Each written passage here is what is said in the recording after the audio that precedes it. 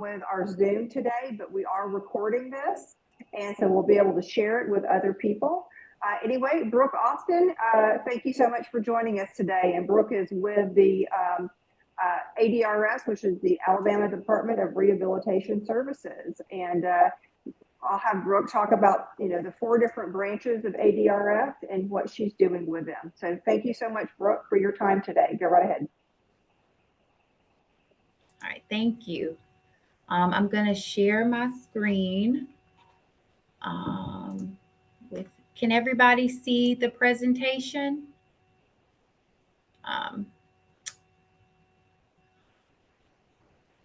Let's see. Okay, can everybody see that?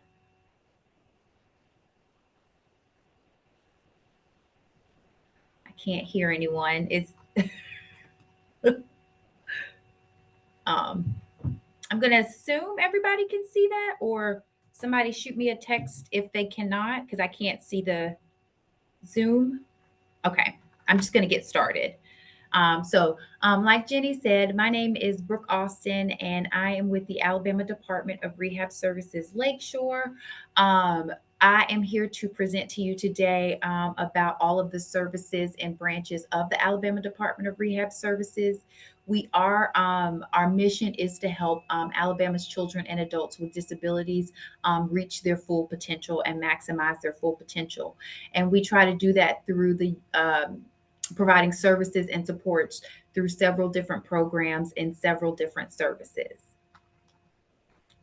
So ADRS is a state agency that is unique in the nation for providing services to children and adults with disabilities through a seamless system of service delivery.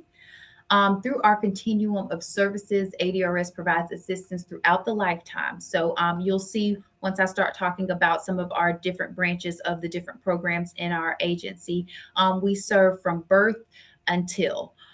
So we try to utilize our services again to provide assistance for persons with disabilities throughout the lifetime. With these individualized services, we provide those in homes, schools, the workplace, and community, and ADRS assists every person in achieving his or her maximum potential. So in 2018, which we need to update this, we probably serviced through our 4 different branches about 50,000 Alabamians with disabilities. And again, we help with many different things. The particular department I'm in, Vocational Rehab, focuses on employment. But as you'll see with some of our other services, we do utilize, or we do provide services to help a person be more independent, whether that be at work, at home, or at school. So the 4 different areas or branches of ADRS, we have early intervention services, children's rehab services, vocational rehab, and then our independent living or SAIL program. So first we'll start with early intervention. So early intervention provides services and supports for infants and toddlers birth through age 2. And these are infants and toddlers who have a medical diagnosis that can delay normal development, or who have a developmental delay causing the child to not meet developmental milestones. And so that's any kind of development, whether that be cognitive development, physical development, including vision and hearing, communication development, social or emotional development, and then adaptive development skills. So if any of those areas are affected or delayed at birth through age 2, that's where early intervention comes in. Early intervention supports and services focus on teaching the parents and other caregivers ways to help the child learn and participate in everyday activities. Again, these are usually going to be your more severe medical diagnoses, especially if they are recognized at birth. And so really early intervention's aim is to help those parents and caregivers, or anybody in the child's life, kind of adapt and accommodate and figure out how to work with and live with that child's particular diagnosis. Early intervention services also prepares infants and toddlers with disabilities and developmental delays for the transition into preschool, or the Alabama State Department of Education and local school systems preschool program. And so they do that by providing physical, occupational, speech language therapies, service coordination, and then family and parent education as well. EI is required to assist eligible families in the process of transitioning their 3-year-old from EI services and supports into the school settings and informing families about potential placement options for those particular children. And again, early intervention provides training to local school system teachers to ensure a smooth and seamless transition to school for the infants and toddlers with developmental disabilities. And that's just teaching whether it be a specific types of accommodations, making sure the school is even wheelchair accessible, making sure it's just generally accessible for any type of physical disabilities, but also training those teachers how to work with the student with that particular disability. Next is children's rehab services. So children's rehab services, every county in Alabama is served through a network of 14 community-based offices with children's rehab services. Children's rehab services is a statewide organization of skilled professionals providing quality medical, rehabilitative, and educational supports for children with special care, healthcare needs, and their families. This network provides specialty clinics and other services provided by physicians, nurses, social workers, physical therapists, speech language pathologists, audiologists, occupational therapists, registered dietitians, secretaries, and administrators. And so some of the specialty clinics that I'm talking about, for example, they have a cerebral palsy clinic for for children with cerebral palsy. They have a cystic fibrosis clinic. They have an eye clinic. They have a hearing clinic and also a hearing aid clinic. So again, and there's many more clinics besides that. But again, those specialty clinics are there to provide supports and services for those families and also have a multidisciplinary approach, again, having physicians and nurses and social workers really try to come together to the table to help a family provide services and supports for their child. And so CRS also collaborates with local school systems and families to address the complex issues associated with disabilities and special health care needs. They provide education, training, specialized services, and assistive technology and devices to enable that child with a disability to be able to attend school independently. So again, if you have a deaf, hard of hearing student, making sure they either have FM systems or an ASL translator on premises, or again, making sure that the school is wheelchair accessible, making sure that their classrooms are in an accessible area. Just again, continuing to ensure that the child can go to school as independently as possible and remain in school. That's the most important part, is for them to go to school and remain in school. Next is our independent living program. So SAIL helps Alabamians with the most significant disabilities achieve their independence at school, at work, and in the community. So the state of Alabama Independent Living Homebound Service provides specialized in-home education and counseling, attendant care, training, and medical services to Alabamians with the most significant disabilities. SAIL ensures independent living at home, at school, at work, and in the community through specialized programs. And so there are 4 specific programs or waiver services that you would need to call and get your child's or person's name on the list to provide to get these services. So they are the homebound waiver, the SAIL waiver, the hybrid waiver, and the community support waiver. Now, the homebound waiver is a state program that serves people who are primarily have TBIs, traumatic brain injuries, or spinal cord injuries resulting in quadriplegia. And some of the services that you can get by being on this waiver is nursing management, guidance and counseling, patient and family education, attendant care, assistance with disability-related medical supplies and medication. You can also get prescribed medical equipment, limited home modifications, whether that be ramps so you can enter and exit your home, specialized showers and things like that so you can shower. Again, a person with quadriplegia needs a lot of accommodating in the home and a lot of modifications in the home.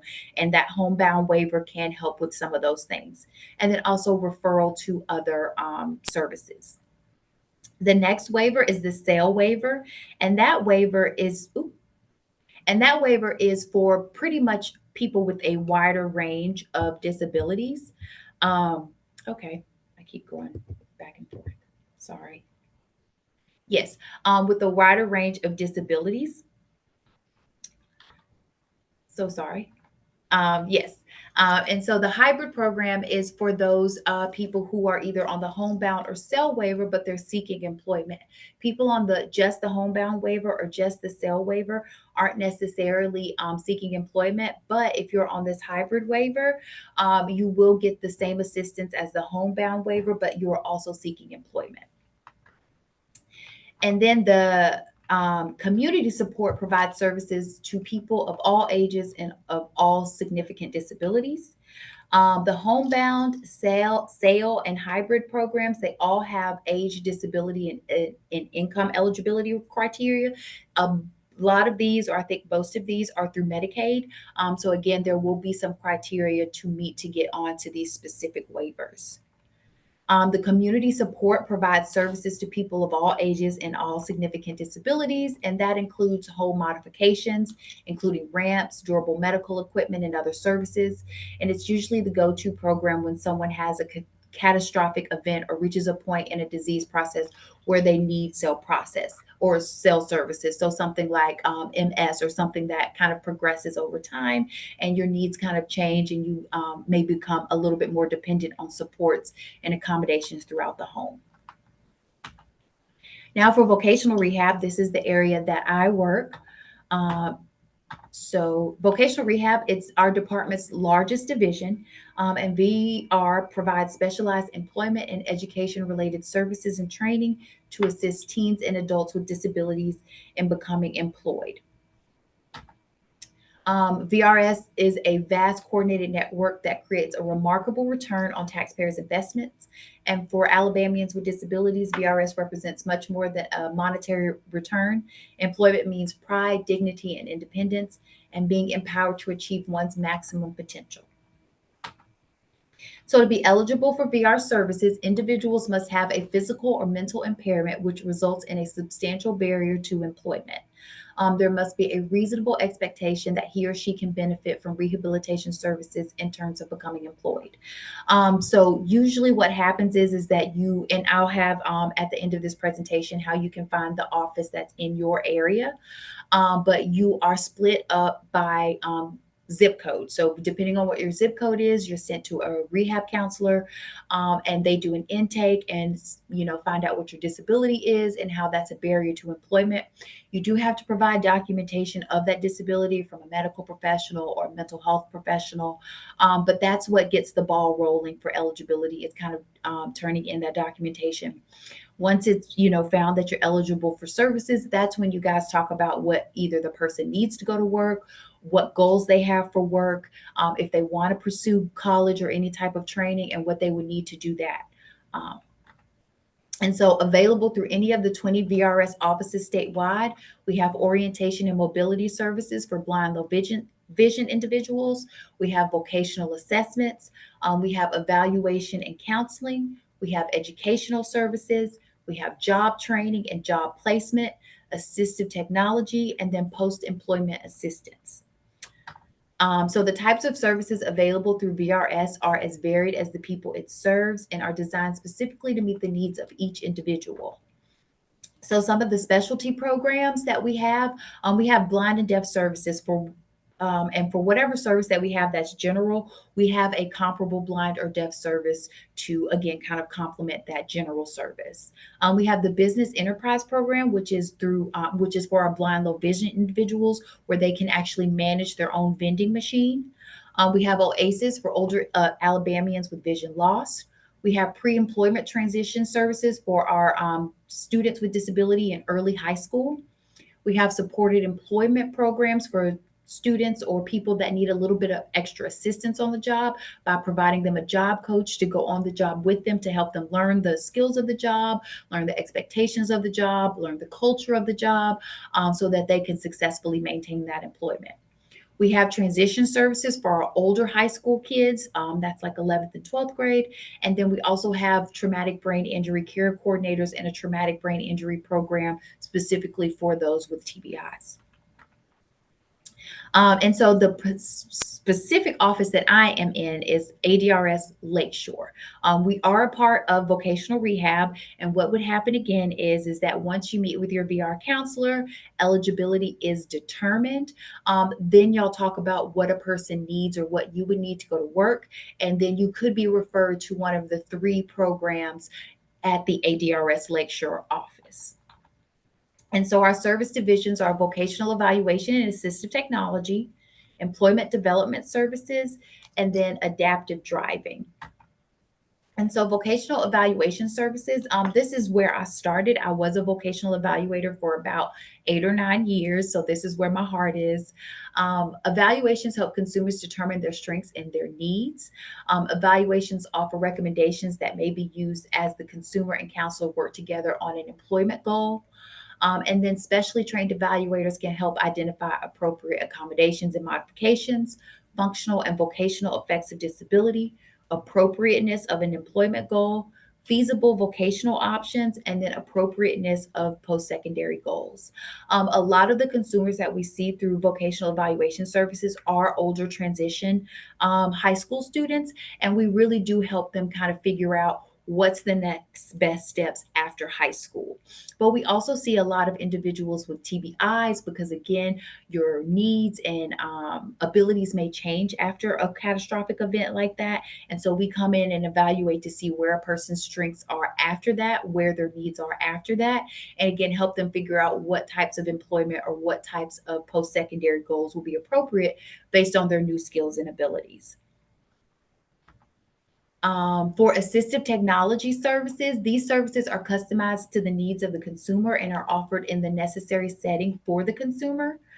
We also offer assessments for computer access, job accommodations, and also home based employment evaluations. There's also consultation and recommendations for personal computer hardware and software for work or educational needs. We also offer training on specialized assistive technology software such as voice input, note taking, and screen reading applications, and personal computer skill assessments, including typing assessments. And so, again, this is something that really helps our consumers as well. You can get recommended or referred through this through a vocational evaluation, or this just may be something you and your VR counselor decide you need. But a lot of times it's speech to text software, text to speech software, communication software. It's a lot of assistive technologies, again, to help a person be successful in school or in work. And then employment development services. And so there are individual services and then there are group formats. And employment development services is really tasked with teaching the skills that a person needs to go to work. And there are various different areas and programs that help with that. But individual services are tailored to the needs or the goals of the consumer and range greatly between consumers. We really do value providing individualized services for consumers. And so, while 2 consumers may be participating in the same program, their needs may be different and the program may be different based on that particular consumer's needs. The group formats are curriculum based for specific subjects or areas. And then we do go into the schools and do school groups and our curriculum based and offered in planned groups were requested by the VRC and coordinated with the teacher and Lakeshore staff. And so these are the different programs that Employment Development Services offers. They offer career exploration for those students that are unsure about what they would like to do for work or what they would, what they would like to pursue. We have social skills, which is our connections group, which is probably one of the most successful EDS groups. And that is a 10 to 15 week program where they go over different aspects of social skills and how to deal with that, from dating to communication on the job to recognizing emotions to making a good first impression to starting and maintaining good conversations and stuff like that. And then we have college prep. College prep is for all of our consumers that are entering into college. And so usually we have a month long well, it's a week long in the summer, but we do it for a month at the different community colleges in the area. And they really cover the skills needed to be successful in college, which would be things like taking good notes, time management, handling stress, preparing for college tests, accessing support services on your campus and what those support services look like. And then again, self advocacy, how to talk to your professors about your accommodations, how to request accommodations, and all of that. Then we have job readiness, which is essentially for those people that need to learn the skills to maintain employment. So again, having appropriate conversations on the job, how to ask for help on the job, how to complete tasks on the job, and things like that. So whatever a person needs for job readiness, that is the program that they would participate in. And then resumes and interview prep, that's essentially going to be working on resumes and preparing for interviews. And then transitional support services is kind of a catch all. If you don't necessarily fit into one of these categories of need, then we send you to transitional support services. And that's just a very, very individualized job readiness program. Maybe somebody only needs help with self advocacy. They would go to transitional support services. Or maybe they only need assistance with organization. Then they would go to transitional support services. So it's just a very individualized employment development service program. Go through the okay. And then with adaptive driving, we all this is probably our entire offices or ADR, ADRS Lakeshore's most popular program is adaptive driving. And this services individuals with the specific needs focusing in the area of independent driving and non-independent transportation. And so some of the services that are offered are a clinical driving assessment, and this happens before the actual behind the wheel training, just to make sure that the person is a safe person to drive with. They test their eyesight, their hearing, their reaction time, again, just to make sure that they are an appropriate candidate for behind the wheel training. And then we do also offer behind the wheel training with certified driving instructors. Again, this is probably why it's our most popular program. So I'm so sorry. Um, so yes, and they don't have a number of lessons or anything like that. All they do is they continue to drive until they feel that the person is comfortable taking the test, and then the person can actually get licensed through our office as well. And all they would need to do is take a little yellow card up to the DMV to get their actual license, but they can get licensed with us.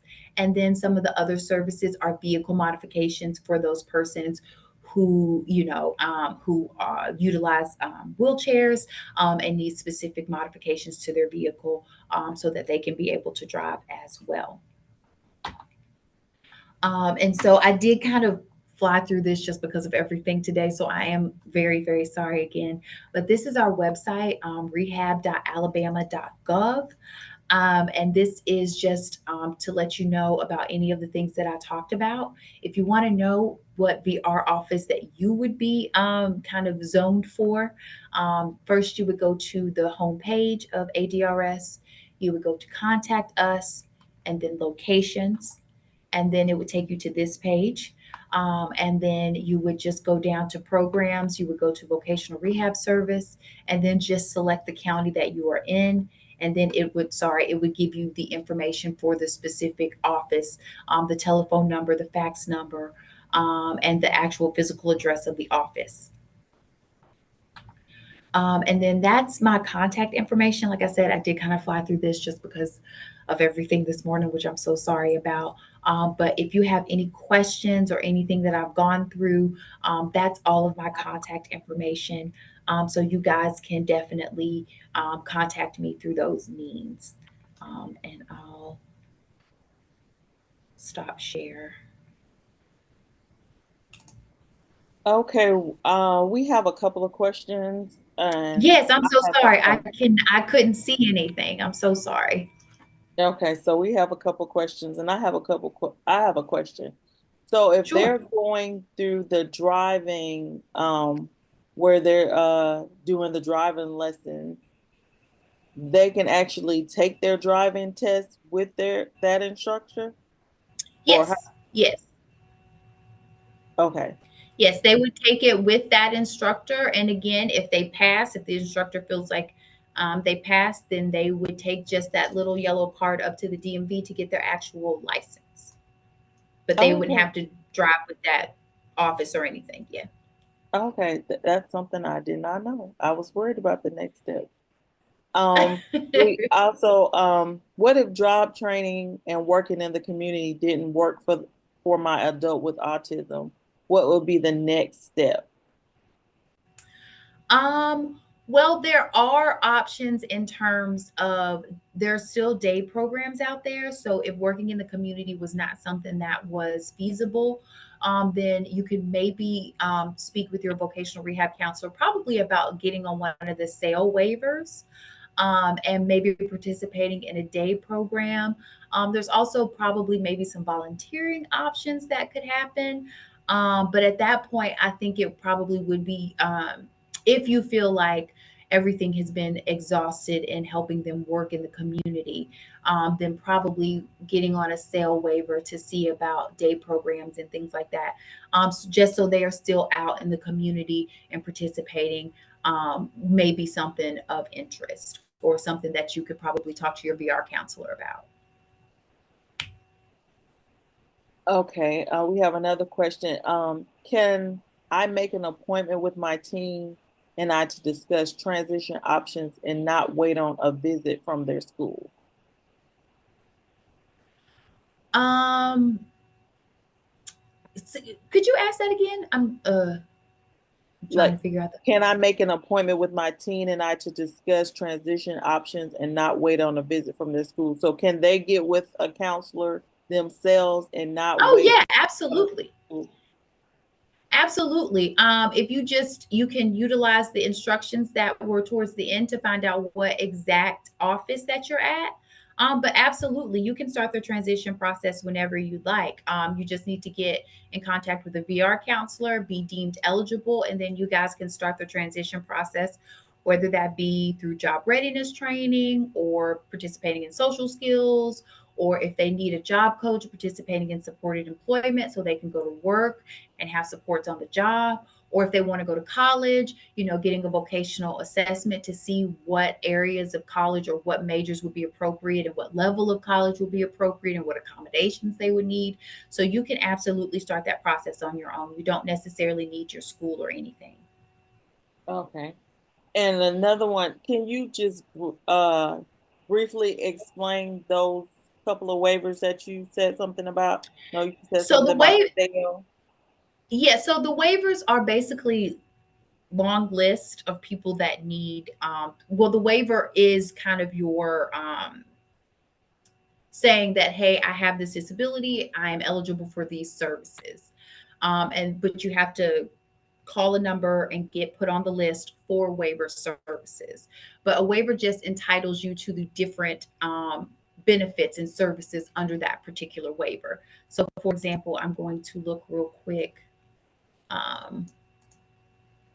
So, like I said, for homebound, or so for the sale waiver, you can get case management, personal care, evaluation for assistive technology, prescribed assistive technology, prescribed medical supplies, personal emergency response systems, and service coordination and personal assistance services as well, especially if you're going to work. So, again, essentially, it is just a it's not even an actual thing, but it's a program that helps you get services that you are eligible for based on income, disability, and age. And you do have to call and you have to be put on a list to get those particular services, and you have to be eligible for those services. I think, like I said, the homebound, the sale, and the hybrid waivers, they all have age, disability, and income requirements because they are through Medicaid. Now the community support waiver doesn't, and that kind of reaches a bigger swath of people. But yes, those waivers are pretty handy. And I would say as soon as you kind of feel that your person or you would need services like that, especially a lot of times we look at it in terms of long-term care for somebody that's severely disabled that maybe needs a group home later on in life. Um, No, ADRS does not do waivers. We kind of are the we just help with those services once they are attained. We just help kind of manage those cases and manage the waiver services. Did that make sense? So who does waiver services? Well, you need to call, and I can get you that number. But you would just need to call our cell offices and kind of get that process started. Let me see.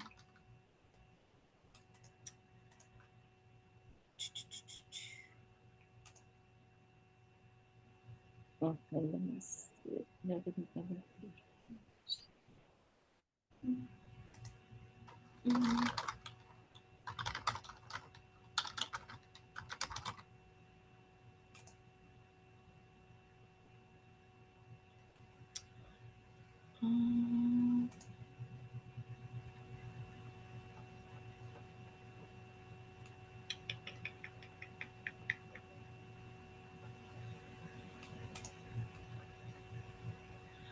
And so the telephone number is 1-844-602-7245. Okay, can you say that for me one more time? Sure. 1-844-602-7245. And they could give you more information about eligibility. They can give you more information about what specifically you're going to need to provide to get on those particular waivers, and which one will be most appropriate for you or your loved one. Okay. I'm checking to see if we have any other questions, but we do have this recorded, so we will send this out to everyone and to the participants that weren't able to stay on because of technical difficulty. So we will send that out to everyone, and we will send out this presentation also. So I'm not seeing any other questions at this moment. I don't. Okay, what was that number two? Was that for the waivers? The Yes. 844 number? Okay.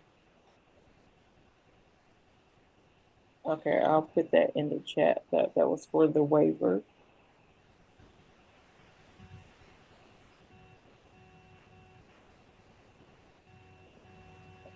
Okay, I don't see any other questions at this time.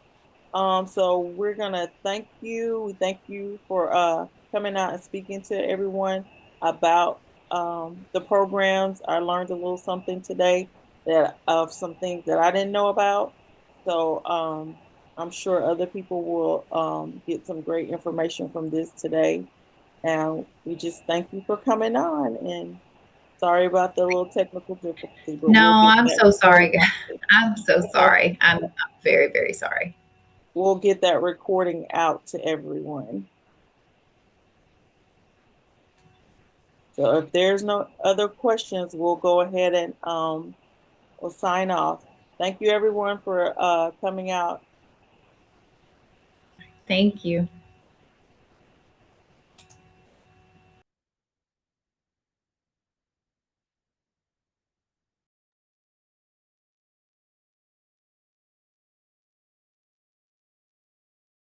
Am I the only one left?